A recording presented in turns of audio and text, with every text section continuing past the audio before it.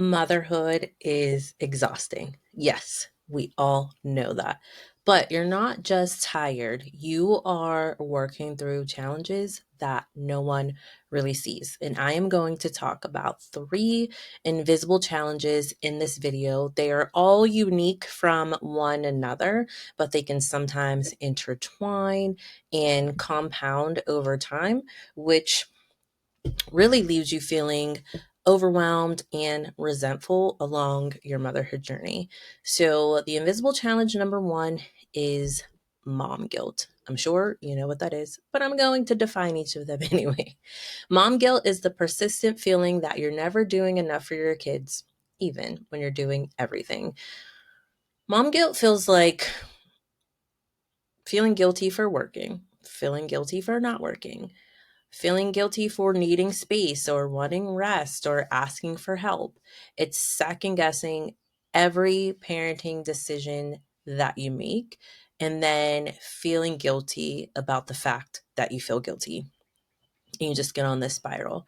And part of the guilt comes from this feeling of shame, like, ooh, I'm not showing up properly for my kids, or I'm choosing myself over my kid, or I didn't do this as well as that other mom over there, so that means that I'm a bad mom, or my kid's going to feel like I don't love them as much as their friend's mom loves them because I didn't build this myself. I bought this, or they're not in the pair of shoes that everybody else has. Their shoes don't light up and they're not walking yet. And just there are so many things that pile up when it comes to um, mom guilt. And I talked about mom guilt in my podcast, What Self Care Looks Like, many seasons ago. But mom guilt is just something that just changes form. It rears its little head around just in different seasons. And I've learned that you have to be very intentional about overcoming your guilt because there's really no way that I have found as of yet, even through all the coaching that I do, through one-on-one experiences, and even in workshops that I facilitate with working moms, there's really no way to stop the guilt from coming. We're human. We're going to do things and make decisions that we second guess, and maybe you'll feel a little bit guilty about it. But we should be able to manage the guilt and overcome it by just being a little more intentional. So remind yourself that meeting your own needs is going to model self-worth to your children. I don't think we want to continue to leave behind a legacy to our children that parenting, especially motherhood, means that you have to sacrifice yourself to be a good mom. I think it's very healthy to set boundaries with our children, to show our children that we are people outside of being their moms, that we have interests, that there are things that we like to do that maybe our kids will never like to do. And there are things that we like to do that they are also going to like to do. And there are ways to have a relationship with our child that is not about doing everything that they want us to do all the time. One small shift that you can make in your self talk is to replace I should with I could. And that just kind of reframes the pressure. Talk about the things that you could do, the ways that you could approach something, but not always just shoulding on yourself. There's no like requirements. There's no really right or wrong way to do motherhood as long as you're showing up as an attentive, loving, and caring parent. You can also journal about your wins each day, even when you have small wins. It's good to get it out and journal about it. Mom guilt can creep up on you when you least expect it. I remember when I went out to lunch. Like I met up with a couple of my friends, and this was maybe my daughter was one and a half ish. I don't know. She was less than two. I didn't take her with me. It was just going to be like a girls' brunch and hang out. And I was having a really nice time just catching up with them. And out of nowhere, I just felt this just wave of guilt. And I won't say out of nowhere. I think that a family walked in, like maybe a woman walked in, like pushing a stroller. And I was like, maybe maybe I should have brought my daughter with me. And then I felt guilty that I didn't have her. And then I missed her. So then I went and like called her to just check in on her and my husband. And it was just like this moment that I felt really bad. And it may have only really been like 3 minutes or so that I felt that way. I'm not even sure my friends noticed, but I noticed and I still remember it.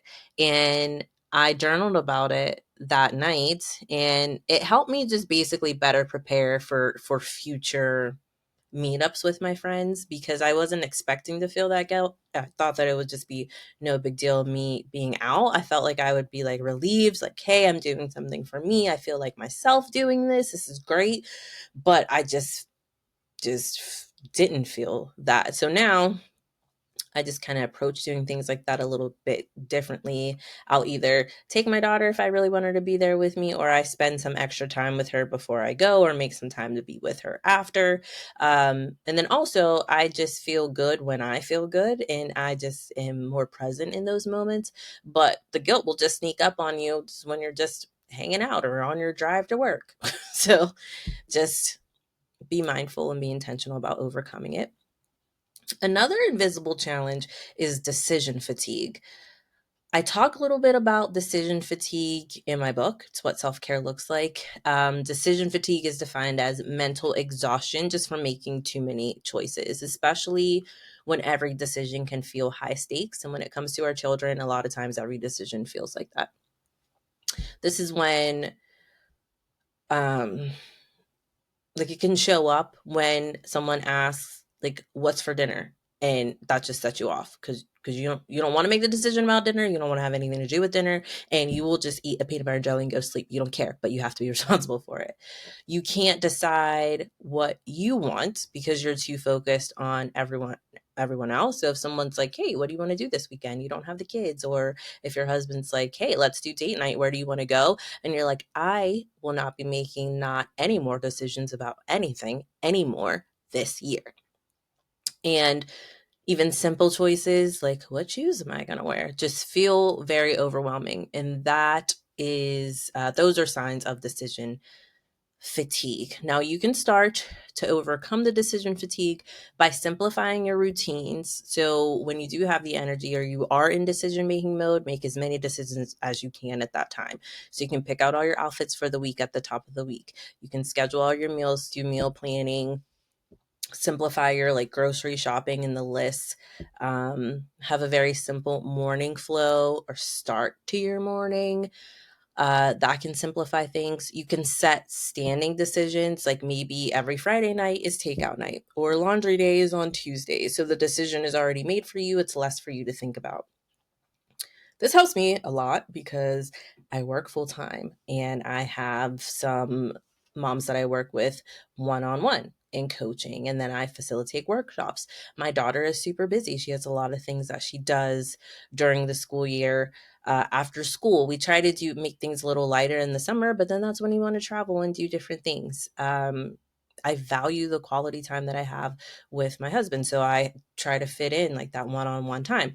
So to combat that, I cycled through like the same meals, like type of meals. All of my meals have this base of like ground turkey stir fry. So it's ground turkey with some veggies and some type of rice. I do a lot of that on repeat, or we'll do like tacos, something very simple. Before I used to try to like cook like Thai ingredient meals and all this stuff. Like I have completely simplified things and keep things in a regular rotation. So now I don't have to think. I open up my cabinets and I always have something in there where I can make a full meal with like 3 or 4 ingredients. So you can try that too.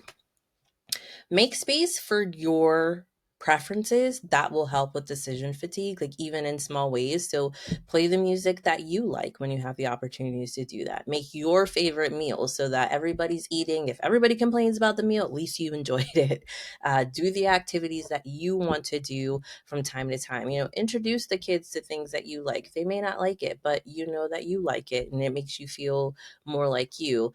And I feel like you're never going to feel fatigued by just doing the things that you like to do on your default setting.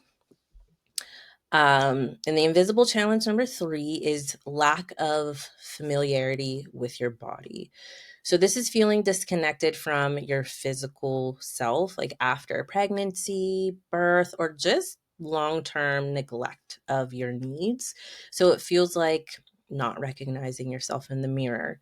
Um, your physical symptoms can go unchecked if you've just been having some issues because your body isn't a priority. Intimacy or like movement feels awkward or just unfamiliar. And I really struggled with intimacy for like more than a year after I had my daughter. It's as if I had like a block that made it hard for me to just connect with my husband physically. If you had a similar experience, let me know in the comments. It would be really nice to know that I'm not alone in this. But that was um, very hard, and I didn't want to say like, "Hey, I don't really want to touch you or be touched," because like I wanted to, it was just like I couldn't. And then I felt guilty about it. So those intertwined and compounded. If you're feeling that way, um even now, here are a few ways to overcome that lack of connection with your body. So you can take 5 minutes every day to just like stretch and breathe and just notice your body and look how it's changing. Again, notice it. Don't critique it, don't judge it. Just notice your body and how it's different. And just, like touch your body and feel your skin and breathe. Take really deep breaths and stretch your body and just like move. Just move. Say thank you to your body for what it's done, what it's gone through, what it's capable of. Just honor your body and thank it. And use the daily journal to reconnect with your body's needs and signals. The daily journal is a journal I offer at back2in5.com. It's really nice because it comes with different prompts to guide you through your thoughts and help you sort them. But journaling is just a really good way to get back to you, reconnect with yourself, and overcome these invisible challenges. These are challenges that no one warned you about, but they shape how you show up every day. And at the root of most of them is something called the mental load. I am going to break down the mental load and all of the invisible labor that is built into that in the next video. So meet me there.